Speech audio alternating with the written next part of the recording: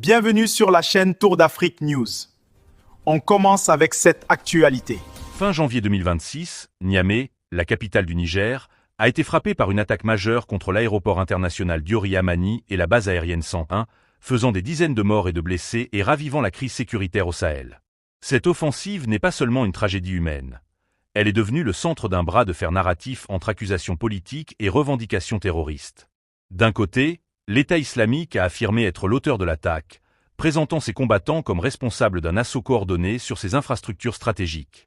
De l'autre, le gouvernement militaire du Niger, dirigé par le général Abdourahmane Tiani, a livré une piste bien différente, accusant des puissances étrangères d'être derrière cette opération, une allégation explosive mais jusqu'ici non étayée par des preuves vérifiables. Mais aujourd'hui, face aux accusations croisées et à la revendication terroriste, qui sont vraiment les véritables responsables de cette attaque? Et ce fameux hiver noir est-il déjà en train de commencer? Ce qui s'est passé au Niger dans la nuit du 28 au 29 janvier 2026 est une véritable agression contre un pays africain, contre le peuple africain tout entier, selon moi. Les moyens qui ont été employés, parce que les organes, ce que nous appelons les organes de propagande négrophobes, qui distillent des contre-informations sur ce qui s'est passé. Le fait, c'est que il y a eu une bande de plusieurs personnes à moto qui se sont dirigées vers l'aéroport international du Hamani, de Niamey, où se trouve la base 101 qui était auparavant occupée par les Français, qui en sont délogés. Là, à cet aéroport, se trouve également un contingent italien de 300 soldats qui sont basés là, qui n'ont pas pris part au combat, selon le ministère italien. Il y a aussi des éléments russes qui sont basés à l'aéroport, dans le camp. Il y a également l'état-major de la force conjointe Mali, Burkina Faso, Niger. La force unifiée, tout à fait. La force unifiée, qui est basée là. Alors, les moyens utilisés, ils ont utilisé un drone armé, qui devrait détruire l'aéroport, enfin des points stratégiques de l'aéroport. À l'endroit se trouve stocké 1000 tonnes d'uranium qui vient du site, dans le nord du Niger, qui a été transporté jusque là depuis le 5 décembre. L'exploiteur Orano, qui est une société entreprise française, avait déclaré auparavant qu'il contrôle par satellite ce millier de tonnes d'uranium stocké dans l'aéroport de Niamey pour empêcher le Niger de le vendre, et s'il le cédait à une tierce entité, lui, Orano, il fera tout pour empêcher cette opération. Et de là, on se rend compte que ce qui s'est passé n'était pas une simple opération de djihadistes, de petits bandits qui arrivent là par des motos, qui arrivent juste parce que l'aéroport se trouve à 10 km du palais présidentiel. C'est la capitale Niamey. Il leur a fallu des moyens impressionnants. Et il s'est trouvé que, au bout de 30 minutes, les forces nigériennes et russes ont neutralisé ces criminels assassins. On en a tué 20, on a capturé 11. Parmi les 20 morts, il y a un Français. Un Français qui se trouvait déjà dans les bases de données des services de renseignement nigériens. On a pris sur lui un téléphone qu'on est en train d'étudier aujourd'hui au moment où nous parlons, le contenu, pour savoir ce qu'il en est. Exactement. On a attrapé 11 personnes qu'on est en train d'interroger et qui nous dira beaucoup de choses. Forcément, beaucoup de choses vont être révélées. Baba, je me retourne vers vous. Que révèlent finalement les moyens utilisés sur le niveau d'organisation de cette attaque? Tout simplement, il parlait de drone tout à l'heure. De drone, c'était l'attaque du drone. Il y a une image qui a circulé, une image où on voyait les anti-drones, en tout cas des missiles qui partaient du sol, avec pas mal de... En tout cas, on le voit sur les vidéos. Et pour moi, on parle d'attaque de l'État islamique, mais pour moi, c'est vraiment un mode opératoire de professionnels, d'une commande. On parle bien d'une commande, c'est pour ça que le mot que le président Tiani a utilisé, c'est exactement le mot qu'il fallait, mercenaire.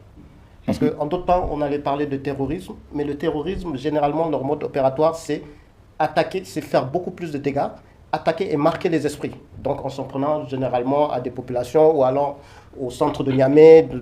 Normalement, c'est ça le mode opératoire des terroristes. Là, c'est clairement une commande. Et si on doit contextualiser comme il l'a bien fait, quelques jours auparavant, Orano est monté, le président du conseil d'administration de Orano est monté au créneau publiquement, effectivement, qui corrobore les propos de M. Passeba, et on parlait même pas de l'uranium, il parlait de yellow cake. Quand ils disent yellow cake, c'est-à-dire l'uranium, mais l'uranium concentré par eux-mêmes. Donc eux, ils disent c'est leur propre uranium, donc ils disent no yellow cake, 1000 tonnes de yellow cake qui sont destinés, donc pour eux c'est leur, comment on va dire, leur propre produit. Leur bien. Et ils avaient même, quelques jours avant l'attaque, menacé en disant que ce soit sur le plan juridique, mais en menaçant, en disant que aucun Russe, en tout cas, ni la Russie, ni les Chinois, ne devront acheter ce produit. Donc, pour moi, après, l'histoire est là. Je ne vais pas faire d'histoire. Mais quand des multinationales, moi j'ai toujours parlé de multinationales et des États impérialistes, s'attellent, ils mettent tous les moyens qu'il faut pour y arriver. Parce que attaque d'une base 101, aller attaquer aussi les drones, la base des drones. Exactement. Moi, ça me fait rappeler quelques jours auparavant, donc moi je lis tout ça à ce fameux hiver noir. On parlait aussi d'une base de drones qu'il fallait attaquer le jour pour côté Burkina Faso. Donc pour moi, c'est une commande qui a été exécutée par des mercenaires, qui a été distillée par les sponsors.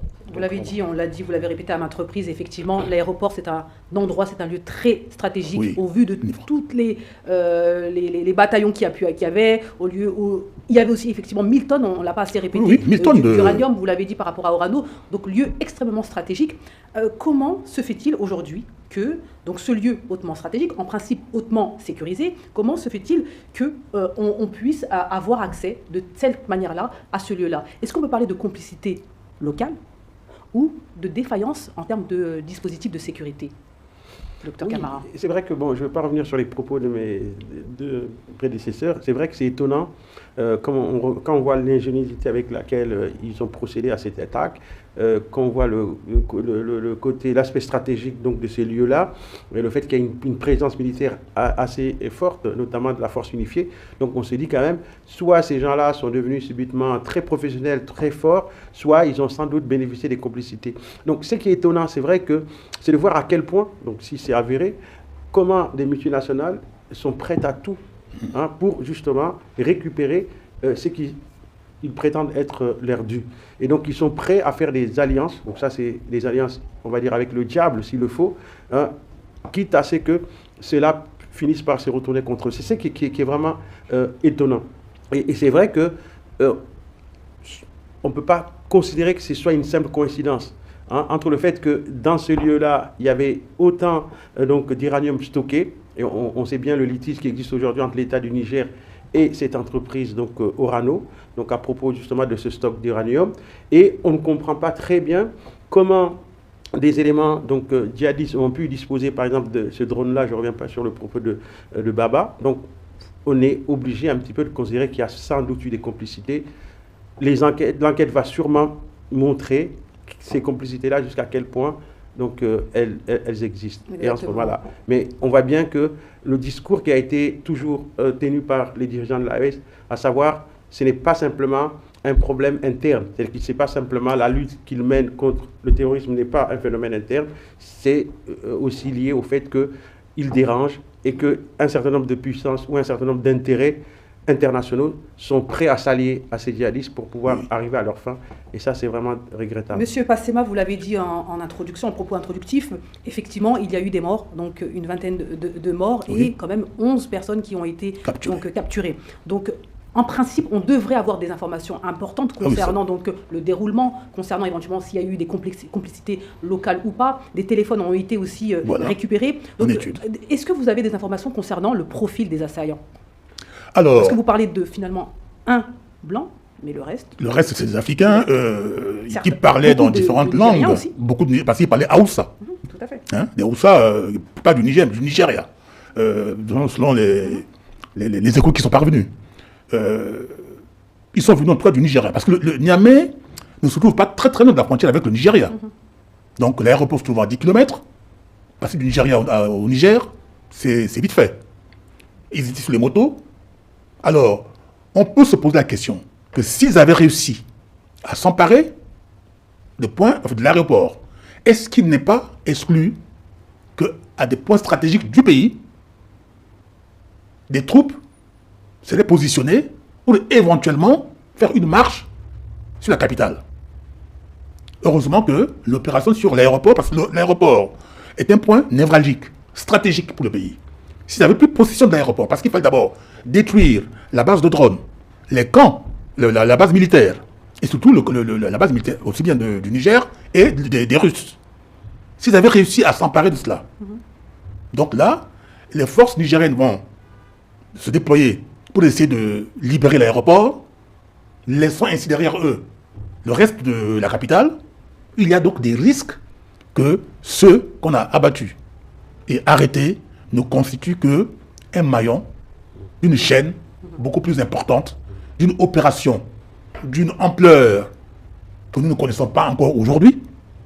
Les interrogatoires plutôt, des capturés sont en cours, effectivement. Sont en cours, et c'est sûr que dans les heures et les jours à venir, nous savons que les autorités du Niamey ne vont pas garder l'information comme ça. Eh bien, le président Tiani avait bien dit que M. Macron, M. Talon, M. Ouattara, vous avez toujours aboyé. Je le cite. À partir d'aujourd'hui, vous allez nous entendre L'attaque rugir. de Niamey soulève plus de questions que de réponses.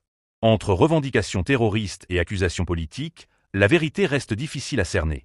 Alors, selon vous, qui est réellement derrière cette attaque? Et l'hiver noir est-il en marche? Partagez vos avis dans les commentaires, abonnez-vous pour ne rien manquer de l'actualité du Sahel, et activez la cloche pour rester informé.